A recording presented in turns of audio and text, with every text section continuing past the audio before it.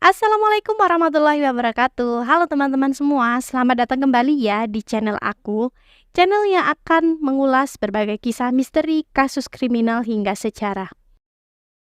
Pada pembahasan kali ini, aku akan menceritakan kasus pembunuhan yang telah tersembunyi dengan rapi selama bertahun-tahun.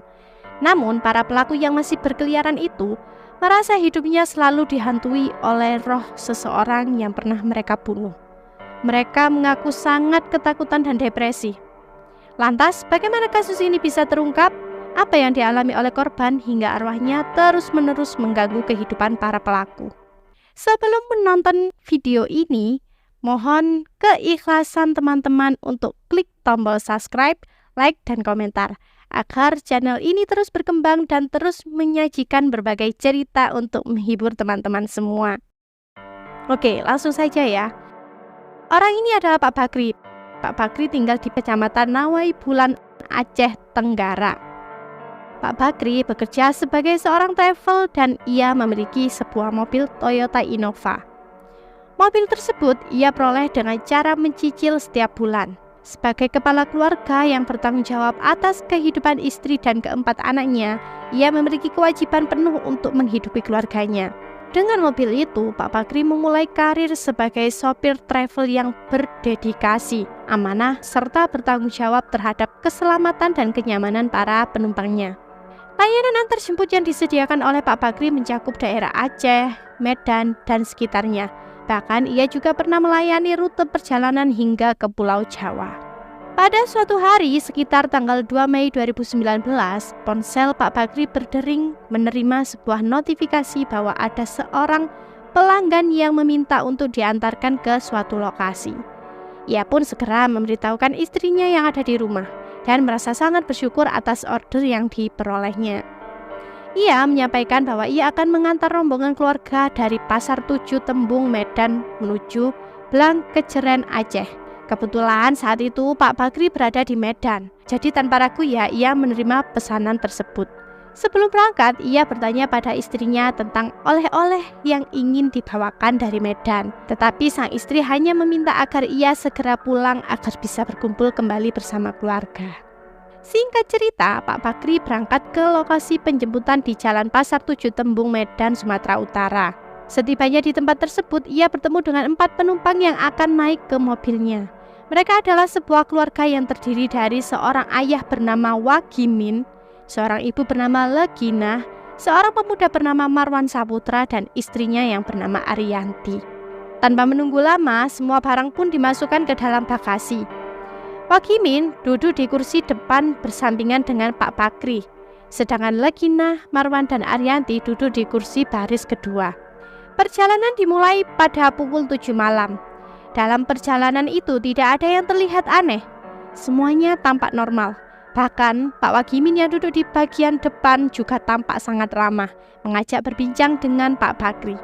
Namun, di balik sikap ramah penumpang yang dia bawa itu tersimpan niat jahat yang telah direncanakan dengan rapi. Pak Bakri tidak menyadari bahwa saat itu ia sedang mengangkut sekelompok begal yang kejam. Dan mereka adalah penumpang terakhir yang akan dibawa oleh Pak Bakri. Dari sinilah awal tragedi yang mengerikan itu bermula. Sedikit flashback ya teman-teman. Ternyata Wagimin, Legina, Marwan, dan Ariyanti ini pernah terlibat dalam suatu kasus pencurian mobil. Mereka ini pernah melakukan aksi pembegalan di Solo, Jawa Tengah. Setelah menjalani proses hukum, mereka kembali bebas pada tahun 2018. Kemudian keluarga ini memutuskan untuk pindah ke Dusun Paritrimo, Desa Jatisari, Kecamatan Padang Tualang, Kabupaten Langkat, Sumatera Utara. Namun, meski telah menjalani hukuman bertahun-tahun, bukannya kapok, mereka justru kembali untuk merencanakan aksi begal. Alasan utama mereka adalah tekanan ekonomi. Marwan yang merupakan anak dari Wagimin dan Legina menikah dengan Ariyanti dan mereka dianugerahi seorang anak. Sayangnya Marwan tidak memiliki pekerjaan tetap. Ia hanya menunggu panggilan dari tetangga yang memerlukan bantuannya. Ayahnya pun mengalami nasib yang serupa, hanya menghabiskan waktu tanpa pekerjaan. Dalam kondisi sulit itu, mereka pun kembali merencanakan untuk mencari sopir travel secara acak. Pada akhirnya, mereka berempat ini menjadi spesialis pembegal mobil travel dan berhasil menemukan calon korbannya. Dan pada saat itu, korbannya adalah Pak Bakri. Kembali lagi ya, setelah mereka sepakat dengan harga dan lokasi penjemputan di Jalan Pasar 7 Tembung Medan, mereka pun memulai perjalanan menuju lokasi. Awalnya perjalanan berjalan lancar dan mereka tampak berbincang hangat sepanjang perjalanan. Namun, sekitar pukul 1:30 malam, saat mereka tiba di Kecamatan Tiga Binanga, Kabanjahe, Karo, Sumatera Utara, istri Wagimin yang bernama Legina tiba-tiba meminta Pak Bakri untuk menepi. Ia mengaku tidak tahan karena mual dan ingin muntah. Mobil pun berhenti di sebuah tempat yang sepi. Kemudian, Legina keluar dari mobil diikuti oleh Arianti yang membantunya. Sementara itu, Pak Bakri tidak menyadari bahwa penghentian di tempat sepi itu adalah bagian dari rencana jahat mereka. Ketika Legina dan Arianti berada di luar mobil, ternyata Marwan dari belakang mengeluarkan tali tambang yang telah dia siapkan sebelumnya. Dengan sekuat tenaga, Marwan pun menjerat leher Pak Bakri. Pak Bakri yang saat itu sedang membalas pesan dari istrinya terkejut bukan main ya, sebab tali yang menjerat lehernya begitu kencang. Ia pun berteriak dan mencoba melawan, namun semua usaha tersebut sia-sia saat sebuah benda tajam menghujam perutnya berulang kali tanpa ampun. Dengan cepat, Wagimin menggunakan senjata tajam yang sudah disiapkannya untuk menyerang. Tali dan tusukan sajam yang dialami Pak Bakri membuatnya tidak mampu menahan siksaan itu. Seketika Pak Bakri akhirnya meregang nyawa. Ia juga tak sempat membalas pesan dari istrinya. Setelah tubuhnya tidak bernyawa lagi, mereka memindahkan Pak Bakri ke dalam bagasi mobil yang kemudian ditutupi dengan terpal. Mobil pun melaju kembali dengan Marwan sebagai pengemudi mobil curian itu. Mereka pun putar balik kembali ke rumah mereka di Langkat. Dalam perjalanan, mereka merasa bingung dan panik. Kemana tubuh Pak Bakri ini akan dibuang? Akhirnya, mereka ini sepakat untuk menghilangkan jejak dengan cara membakar tubuh korban dan menguburnya di halaman rumah. Singkat cerita, sekitar pukul 2 dini hari mereka tiba di rumah. Selanjutnya, Marwan dan ayahnya, Wagimin, secara bergantian menggali lubang sedalam 50 cm untuk menguburkan tubuh Pak Bakri. Setelah lubang itu dibuat, tubuh Pak Bakri dimasukkan ke dalamnya. Marwan kemudian menuangkan solar ke tubuh Pak Bakri dan tak lama setelah itu api pun melahap semua yang ada di dalam lubang itu. Saking kejamnya keluarga ini sampai-sampai membiarkan tubuh korban terbakar selama 3 jam. Entah apa yang terjadi dengan tubuh itu ya. Yang pasti setelah 3 jam berlalu mereka menimbun sisa-sisa tubuh yang hampir menjadi abu itu. Pada malam itu, semua kekejaman yang telah mereka lakukan terhadap bapak 4 anak itu tertutup dengan sempurna. Pada malam tersebut, istri Pak Bakri sangat cemas ya, sebab ponsel Pak Bakri ini sudah tidak aktif. Meskipun ia telah berusaha menelpon berkali-kali, semua usahanya sia-sia. Keesokan harinya, istri Pak Bakri berusaha menghubungi kerabatnya, berharap ada yang mengetahui keberadaan suaminya saat itu. Di samping itu, ia juga mencari di setiap penjuru kota, tetapi tidak menemukan hasil. Dengan penuh harap, ia melaporkan kehilangan suaminya ke Polres Kutacane. Tak lama setelah laporan diterima, pihak kepolisian langsung melakukan penyelidikan atas hilangnya korban. Namun, di tengah proses penyelidikan, polisi mengalami kesulitan karena tidak menemukan saksi maupun bukti yang dapat membantu mengungkap kasus ini. Setelah 3 tahun lamanya, kasus tersebut pun akhirnya berhenti tanpa adanya satupun bukti atau saksi yang diperoleh oleh pihak kepolisian.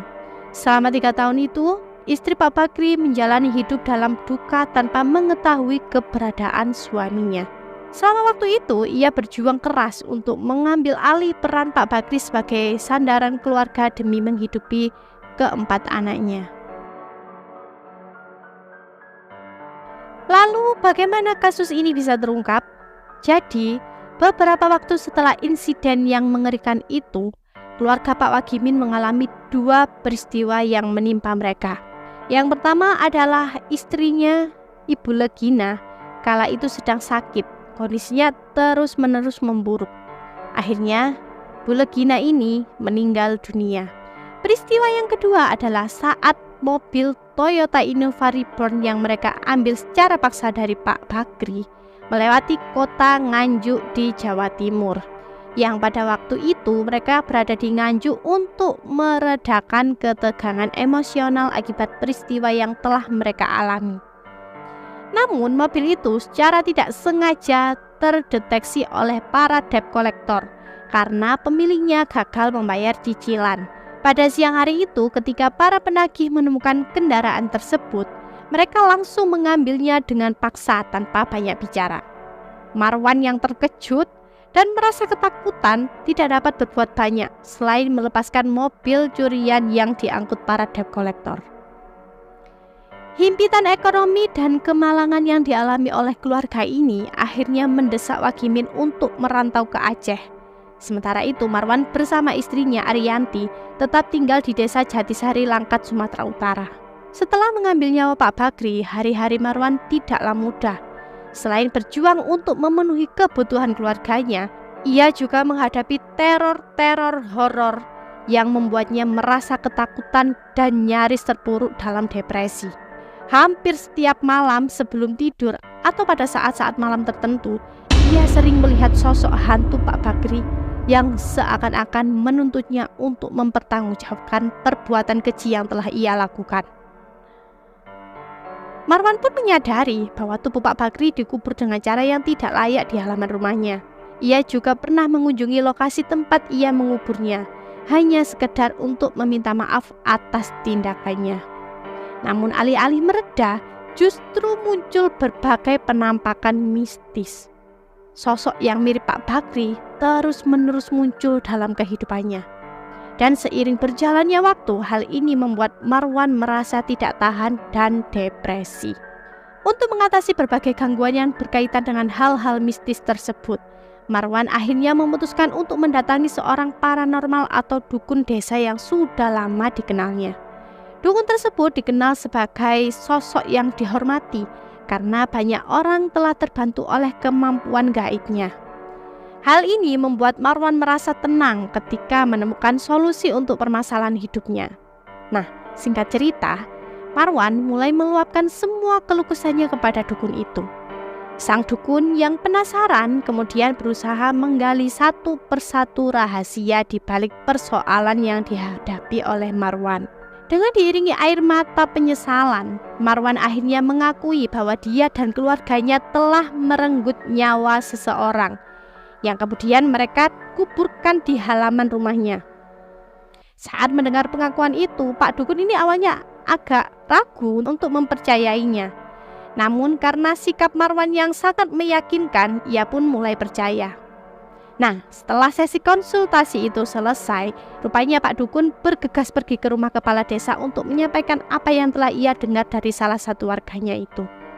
Pada pertengahan tahun 2022, laporan itu diteruskan kepada pihak kepolisian. Tak lama setelah itu dilakukan penggalian di lokasi yang dicurigai sebagai tempat di mana pelaku menguburkan Pak Bakri. Benar saja, pihak kepolisian saat itu menemukan sisa-sisa tubuh korban yang telah menjadi tengkorak dan tulang belulang. Sebuah kasus mengerikan telah terungkap yang mengejutkan warga desa Paritrimo, Langkat, Sumatera Utara. Tanpa menunggu lama, Marwan dan Ariyanti akhirnya dibawa ke kantor polisi untuk mempertanggungjawabkan perbuatannya. Sementara itu, sang ayah Wagimin masih dalam pengejaran yang diketahui berada di Aceh. Istri Pak Bakri yang mengetahui hal tersebut tidak dapat menahan tangisnya. Saat itu ia hanya bisa berdoa dan menyerahkan semuanya kepada aparat kepolisian, serta meminta agar para pelaku mendapatkan hukuman yang setimpal dengan tindakan yang telah mereka lakukan. Para pelaku akhirnya dikenakan pasal 10 KUHP terkait pembunuhan berencana dengan ancaman hukuman maksimal yaitu hukuman mati.